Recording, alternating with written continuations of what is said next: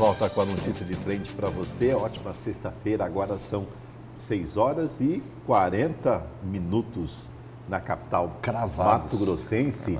E nós voltamos já para falar novamente ao vivo com o Oliveira Júnior, que vai trazer informações sobre a saída do deputado estadual João Batista do PROS para um novo partido.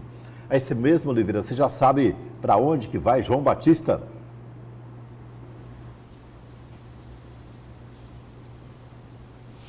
Esse é o mistério, ainda não, viu, Porto? Mas o clima azedou de vez no partido, né, no PROS. Após enfrentar alguns desgastes na presidência do Partido Republicano de Ordem Social, o PROS, no ano passado, o deputado estadual João Batista afirmou que está de malas prontas para deixar a legenda. Após negociar com várias siglas, o parlamentar confirmou que pretende se filiar ao Progressistas, ou seja, o PP, nas próximas semanas. Ele disse que está de malas prontas, recebeu o convite de vários partidos de Mato Grosso, mas tem conversado bastante com o deputado Paulo Araújo e também com o Nery Geller. Então, há uma grande possibilidade dele se filiar ao PP nas próximas semanas. Batista foi destituído da presidência do PROS por força de uma decisão da Executiva Nacional em maio do ano passado. A legenda justificou que o mandato do parlamentar havia se encerrado no começo de maio e, por isso, optou pela formação do comando do partido por um diretório provisório. Na época, a advogada e candidata a prefeita Gisela Simona do PROS chegou a declarar que Batista já está ciente da posição da legenda. Enfatizou que a decisão não era nenhuma surpresa. Batista, por sua vez, alegou que seu mandato só acabaria no fim do ano e afirmou ter sido traído por seus correligionários, ou seja, não tem mais o mínimo ambiente, né? Não tem clima para ele continuar, por isso confirmou a saída e deve ingressar no PP nas próximas horas. O partido que você perguntou deve ser esse aí, viu, Porto? Vamos aguardar o próximo capítulo dessa novela. Bom dia e bom final de semana para vocês. Obrigado, Oliveira. Bom final de semana e, por enquanto, bom trabalho. Um abraço. Bom fim de semana, nosso Marcos Pontes Pantaneiro. Oliveira Júnior. O homem que já foi para o espaço. Já foi para o espaço. Menino da Lua. Tinha aquele personagem do Tonho da Lua, né? Lembra? Não lembro. Não é do meu tempo, não. Não, personagem lúdico, assim, maravilhoso. Mas voltando para a nossa realidade, né, quase lunática aqui da política, ou seja, a saída de João Batista do PROS, Kleber e Daniel, está relacionada com o fator federação? Porque está todo mundo preocupado com isso, né? Mas o João Batista, né? E vamos colocar um ponto de destaque aqui. Eu acredito que dos parlamentares que chegaram, né, uma nova leva de parlamentares da Assembleia, é um dos que se destacou, né, que vem fazendo um trabalho coerente com a base dele, ou seja, ele vem do sistema penitenciário, né, era sindicalista, continua, mas conseguiu ampliar essa base dele para questões sociais bastante expressivas, inclusive na Baixada Cuiabana. Tem se destacado, né? Ou pelo menos ocupou um espaço importante como parlamentar. E claro que esse crescimento também exige uma certa liderança ou vaidade, nesse caso aí, Daniel. Motivos tem um partido para chamar de seu. Sim, motivos que não faltam para ele deixar o PROS. Houve essa crise interna no ano passado com a Gisela e de lá para cá uma queda de braço. Eu acho que inclusive ele se manteve no PROS mais como uma forma de, entre aspas, teimosia ou de ali uma rivalidade de forças com a Gisela, né? Porque ele também não queria deixar o partido e ficar parecendo que a Gisela estaria tomando conta totalmente da sigla. Mas desde dessa crise que ele foi destituído, né, da função, a situação dele já estava muito complicada, quase insustentável, e agora ele deve ir para o PP, mais um partido do Centrão. Ele conversou com o deputado Paulo Araújo e vai tentar viabilizar a sua reeleição. Como você destacou, um dos deputados que foi eleito para defender ali a base dele, está defendendo com unhas e dentes, e o preço disso foi que ele acabou se distanciando da base de sustentação do governador Mauro Mendes por conta dessa greve, né? Ele não teria como ficar imune ou em cima do muro em relação a isso. Ele teve que defender a base dele e isso, é claro, como efeito colateral, acabou distanciando o deputado ali da base do Mauro Mendes. Mas agora ele vai se sentir, eu creio, um pouco mais confortável nesse novo partido, já que o PROS já não era a casa dele já há alguns meses, agora vai ser oficializado. Kleber, e aí? Tem uma ideia de que partido o João Batista vai? Ou seja, ele é um nome hoje que interessa a vários partidos. A vários partidos. É um bom parlamentar. Não conseguiu assim se sobressair muito. Tinha até condições, eu acho que ele podia ter feito mais pela sindicalista, uma boa formação política, mas acabou que não se sobressaiu tanto. O problema do PROS, eu quero analisar primeiro essa crise no PROS. O PROS era um partido de infantos, juvenis. É verdade, ele é a primeira vez que ele já disputa, já ganha a eleição, muito cru ainda na política, muito juvenil. Mas a Gisela também interessante, né? Ou seja, por ser de primeiro mandato. A Gisela também muito juvenil, então faltou ao PROS um pouco de maturidade política, numa liderança mais madura. Uma liderança que coordenasse então, até esses talentos. Muito juvenis, assim, quando você põe um monte de jovens numa excursão, por exemplo. Se você não tiver um professor ali para guiar, para orientar, dá ruim, porque eles são muito imaturos, né? Os nervos, a flor da pele, muita testosterona, acabam fazendo coisas impensadas. Falta um pouco de serenidade.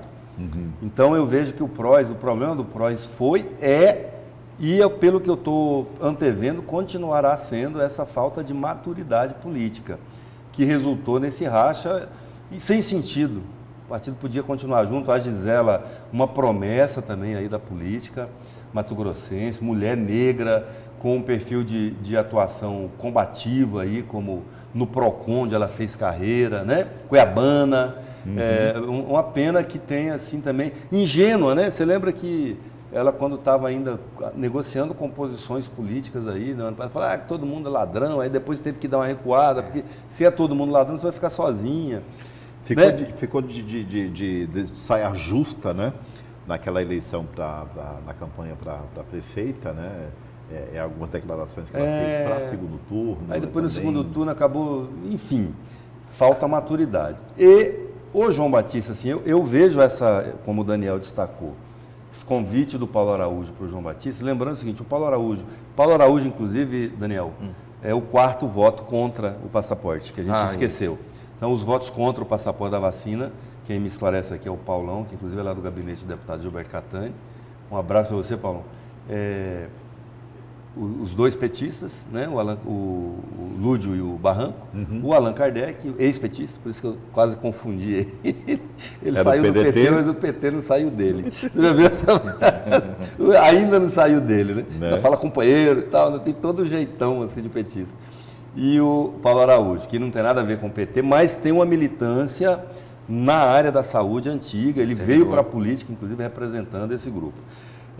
O convite dele ao João Batista, a meu ver, faz todo sentido, porque eles são do pelotão intermediário ali, os dois foram os dois com as menores votações da última eleição, em torno de 12 mil cada um, então eles são do mesmo tamanho, né?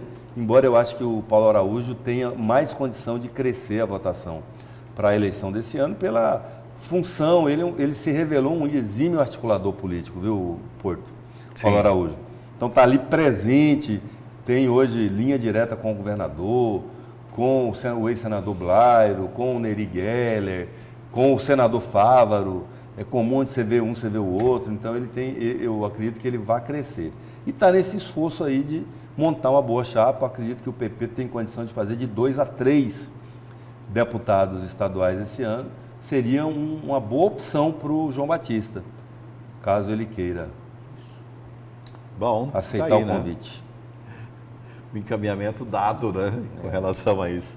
Vamos para algumas participações. Não falei nada assim que te chamou a atenção nesse negócio É meu jeitão de falar, assim, mais panfletário, né, para as pessoas entenderem do negócio da maturidade. Ficou ok? Eu acho que ficou assim, sabe? Entendeu? Tudo certinho? Ficou completamente claro, né? Essa situação toda aí. São políticos de espinha, né? Eu gostei do juvenil, né? Porque o juvenil infanto, também, você colocou infanto, né? Depois de uma situação de infanticídio, né? Infanto, a gente teve uma semana que esse termo já tinha até foi bloqueado em redes sociais, né? O pastor Silas Malafaia. Exatamente. Essa eu não acompanhei. Que diz que a vacina para criança podia provocar um infanticídio. Malafaia. Não por acaso o Twitter acabou derrubando a conta dele. Mas você vê que... Mas ficou até quem vira referência no Brasil. Ficou bacana, é a atual conjuntura, né? Viva a democracia. Ora, vamos aqui para a participação dos amigos telespectadores. Bom dia, bancada, tudo bem? Aqui é Leonel de Chapada. E sobre a superlotação nas unidades de saúde, vou fazer, né, uma minha defesa dos prefeitos. Se a população tivesse feito sua parte em se vacinar, lá atrás da gripe, esse caos não estaria acontecendo. Abraços. Leonel, é uma justificativa de vacina também, né? Embora, infelizmente, para essa cepa aí da H3N2, parece que nós não temos vacina ainda, Exato, né, isso tem que se destacar. Mas assim, quem está com as vacinas em dia da gripe, naturalmente não teve aí, digamos, né, consequências mais graves dessa gripe, né? Ou seja, a situação ficou aí menos complicada, né? Tem uma mensagem grande do amigo aqui, vou ler uma primeira parte. Bom dia, não concordo, não lockdown, e não ajudou nada, só atrapalhou e quem quebrou, quebrou. Mesmo de vacina, não deve ser obrigatória, né? Mesmo a vacina não deve ser obrigatória, né? Vacina quem quiser, né? Meu corpo, minhas regras, simples assim, é contra a obrigatoriedade da vacina. Ou seja, tem tudo isso, né? Amigo, amiga aqui que enviou a mensagem, não se identificou, mas aquele ponto, nós vivemos a pandemia, né? E é aquele velho ditado, aquela regra básica, né? O meu direito termina quando começa o direito do outro. Exato. E nós vivemos um enfrentamento, uma guerra contra uma doença que é letal. Então, a gente tem que pensar um pouquinho, né? E colocar aí, lançar a mão, né? De que a minha proteção também serve para proteger os outros, né? Quem está ao meu redor. Mais uma mensagem aqui. Bom dia, bancada. O Kleber Lima é hilário, ele fala com propriedade e experiência em pandemia. Fico pensando por quantas pandemias ele já passou. Muitos empresários encerraram suas atividades, pois nem todos os segmentos foi possível desenvolver em modalidades delivery, exemplo do segmento da alimentação. Exatamente, houve segmentos que enriqueceram com a pandemia. É o professor Edson Costa. Bom dia, obrigado pela participação, professor. Ele concordou exatamente com o que eu falei, mas ele não podia perder a oportunidade de me dar uma criticada. Aproveitou bem, né? Uma alfinetada de leve. É exatamente o que eu falei. Teve gente e ele que ganhou, gosta, professor, ele gosta, ele adora isso. Eu gosto de ser criticado pelo senhor da mesma maneira que o senhor gosta de me assistir aqui. Ó. É uma troca justa. Né? Olha, bom dia, me chamo Otávio. Obrigado, Otávio, pela companhia conosco aqui. Não concordo com o colega aí. Não é a minoria que não quer, né? Ele está falando da vacina, né? Esse colega aí, que fique claro, foi o Daniel, viu dessa vez. Muito prazer, meu nome é Daniel. Se a vacina é tão boa, por que a fabricante não se responsabiliza pelos efeitos colaterais? Todos que querem tomar, que tome. Agora, que não quer, não deve ser obrigado. Só para esclarecer o significado da palavra maioria e minoria, né? Maioria é quando você tem 50% mais um, é maioria. No caso do total. Mas pode ser também quando tem indeciso, né? Um mais do que o outro. No caso de Mato Grosso, a nossa cobertura vacinal está em torno de 65%. Ou seja, a maioria, 65%, se vacinou. Sim. Então é a minoria, sim, que expressiva, é uma minoria grande, muito grande, mais acima do que eu considero razoável, mas é minoria, graças a Deus. Acho que o telespectador se referiu lá atrás, antes do Brasil assinar os primeiros contratos de vacina, de que as fabricantes queriam que o governo federal se responsabilizasse por eventuais efeitos colaterais. Pelo que me consta, dessas milhões de doses já aplicadas no mundo todo, não houve um número significativo e nem que veio a público de efeito colateral. Então, a vacina está sendo foi muito bem testada, está sendo aplicada porque ela é segura, né? Tanto que eu acho que esse argumento por parte, inclusive, de políticos, de que ela é experimental, é um argumento cínico e é uma inverdade. Muito bem.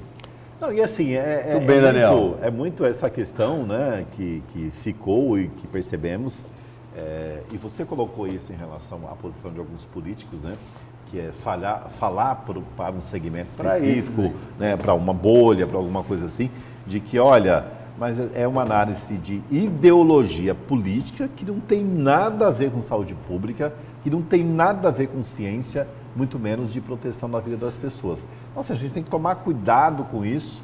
A nossa missão aqui é isso, né? Colocar as opiniões, informações, o que está acontecendo e debatendo. Agora, né, isso a gente analisa dos últimos tempos para cá com a pandemia, como que tem políticos que se tornaram especialistas, né?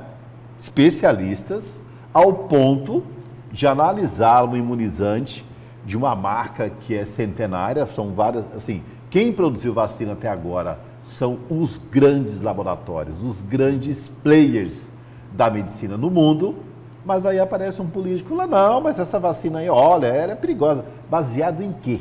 Isso. E esse termo experimental está nesse projeto de lei do comprovante da vacina aqui de Mato Grosso. Um dos argumentos é esse, a vacina é experimental. Não é. Não existe. Não é. E até o governo federal agora, ontem, apresentou e iniciou os testes da vacina brasileira, patrocinada pelo governo. Exatamente. Então, assim, é um paradoxo que as pessoas que defendem o governo sejam contra as vacinas, porque o próprio governo está fabricando vacina. E estamos atrasados, né? Atrasadamente, mas está. A gente tem profissionais, cientistas, né? Temos tecnologia, tudo isso, né? O Brasil sempre foi vanguarda na América Latina. E nós ficamos nesse compasso de briga e discussão. Porto, para a gente ser absolutamente honesto, a gente precisa reconhecer que há cientistas, há médicos, há autoridades públicas também defendendo a não vacina. Sim, tem. Então, é isso que dá guarida, que sustenta, inclusive, que pessoas comuns do povo não queiram se vacinar. Lamentavelmente, há autoridades, há médicos, há cientistas, inclusive respeitados, pessoas sérias. Sim. Tem pessoas que são sérias aí, que defendendo a não vacina, não pela mesma razão de quem, não é por fator religioso, é nem porque político, eles levam em conta e nem político, não querem voto e não querem fiéis nem dízimo na igreja. Exatamente. Eles acreditam que seria necessário um tempo maior de maturação. É uma linha de pesquisa, é uma linha de eles dizem o seguinte, um argumento que eu levo muito, que eu aceito, eu levo em consideração, que eles dizem o seguinte, mas as vacinas, para serem consideradas não experimentais, elas precisariam de pelo menos 10 anos de maturação. O fato é, e aí eles levantam o seguinte, para quê?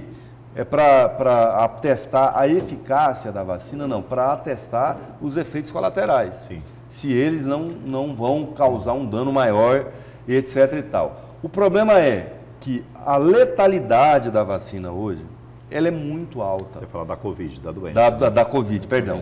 A letalidade da doença, do vírus, é muito alta.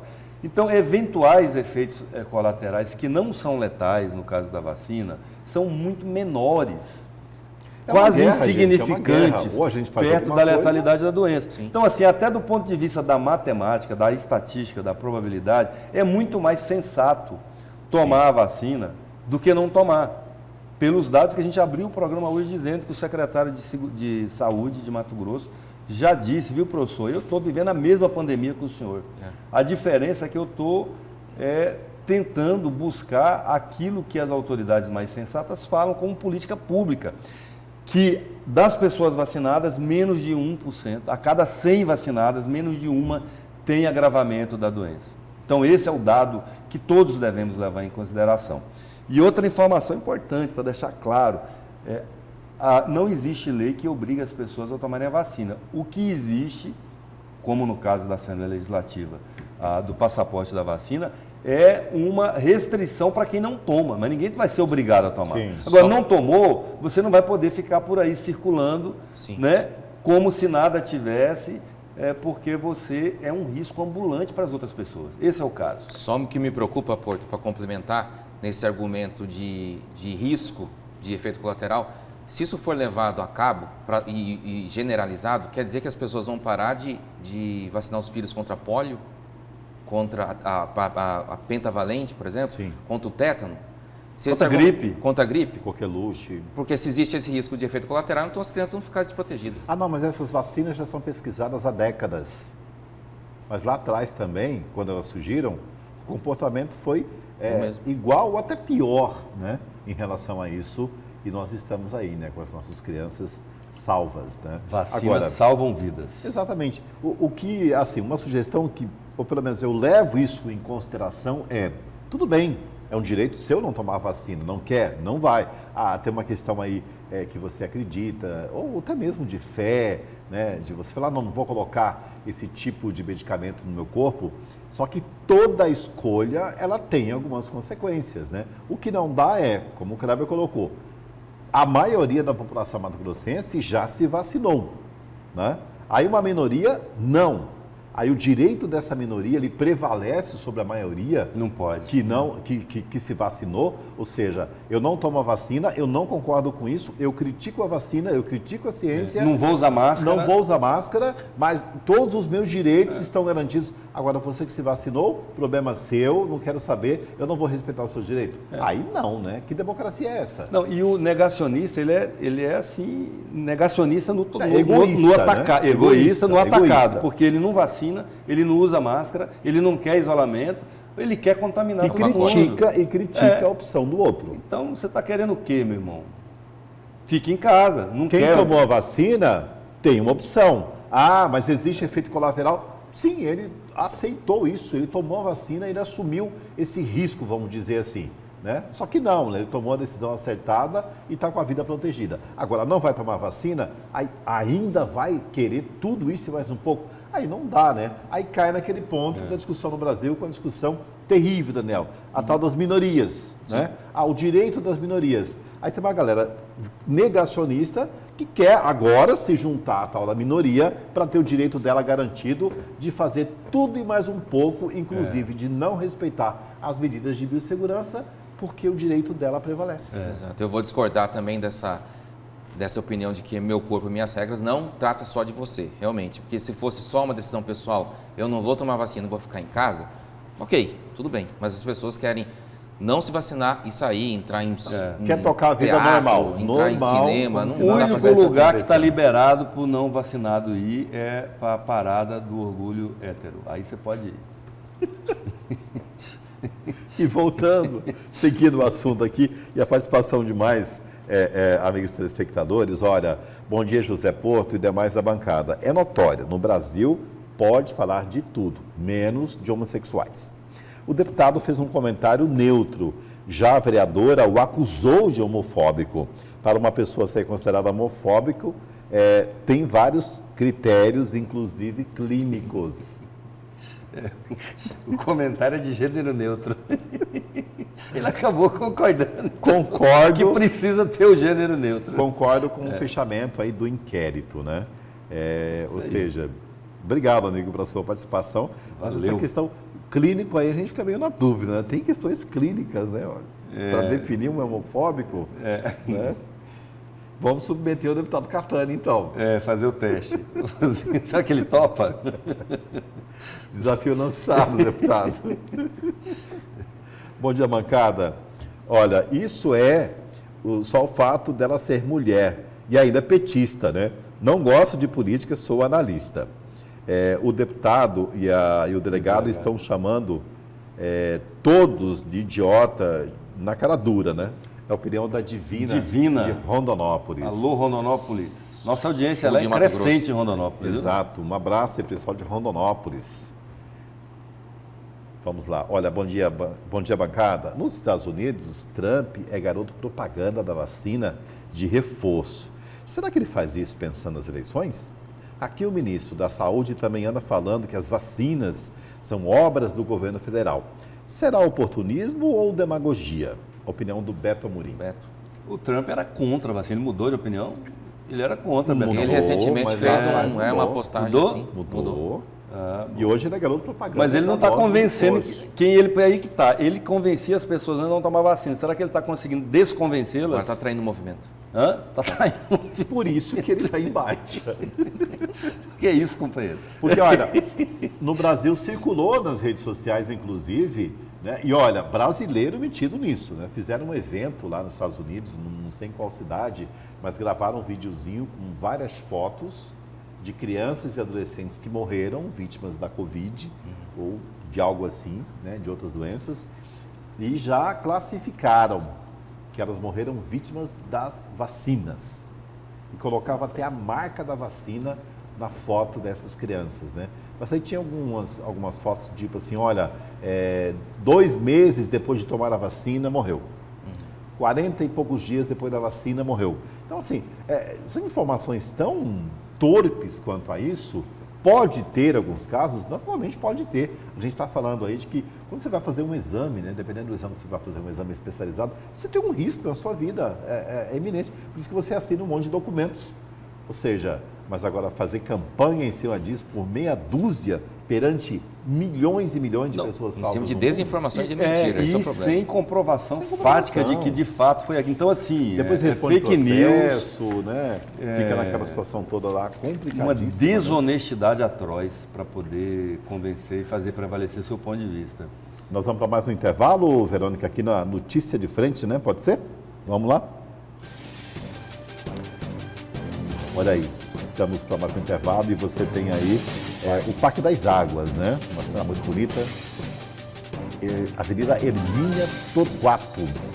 Trânsito bastante tranquilo nessa região da capital. Bom dia para você, 7h07.